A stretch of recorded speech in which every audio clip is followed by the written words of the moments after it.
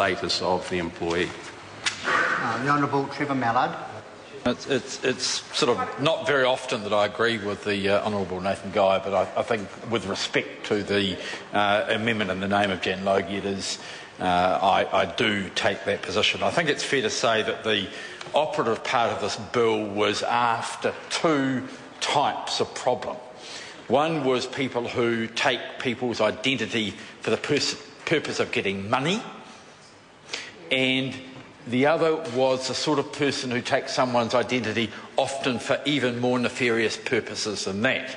And I referred earlier to the case of Te Rito Henry Mickey, who has appeared before the courts as a result of shifting from school to school and changing his identity as he went.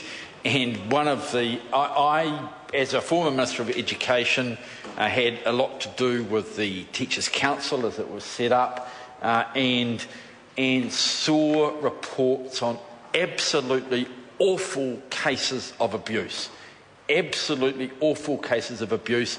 And what made it worse in some cases was that the individual, when they were close to being caught, used what are legal methods of deed poll and other arrangements to change their name, to shift, to move on in identity, and then repeated their offences.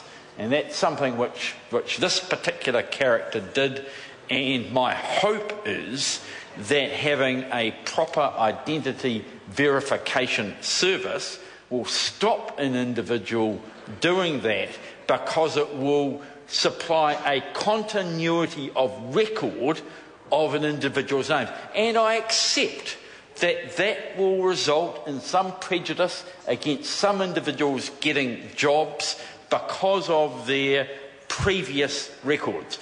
But my view is that when it comes to areas such as education and health, that the trust that we put in people and the risks that we face with people who are not who they say they are, and we have had recent cases of medical practitioners who have pretended to be other people, students who have pretended to be other people and had access to things that they should not have access to.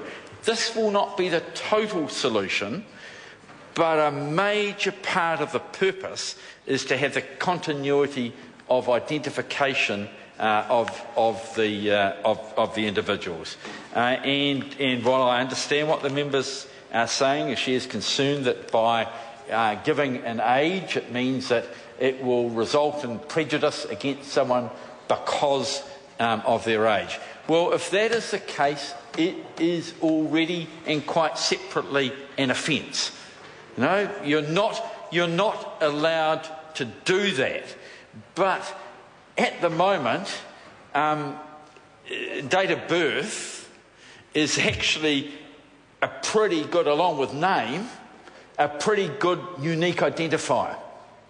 No, it is a way of checking that people are who they say they are and having that continuity. So while I've got sympathy for the views of the member, and I share her concerns at misuse, especially of age information, if it results in prejudice against the old or the young, because it can happen both ways, especially in these days where you have 2,000 people applying for 5 jobs, and it can be used as a screening method like that. That is a danger.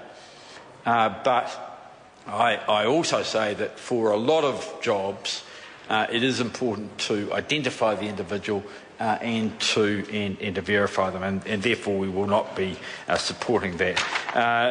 Mr. Chairman, as we indicated before, this part of the bill has had substantial amendment. The introduction of the intermediaries, which is something which was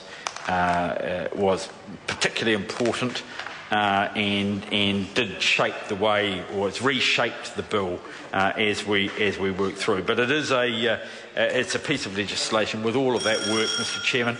The Honourable Trevor Mallard. With all that work, it is one which we now support, and in fact we support it so much that we've agreed that the third reading be part of the extended sittings, which we're looking forward to in December, to ensure that we can get the bill through and get it operative as soon as possible in the new year.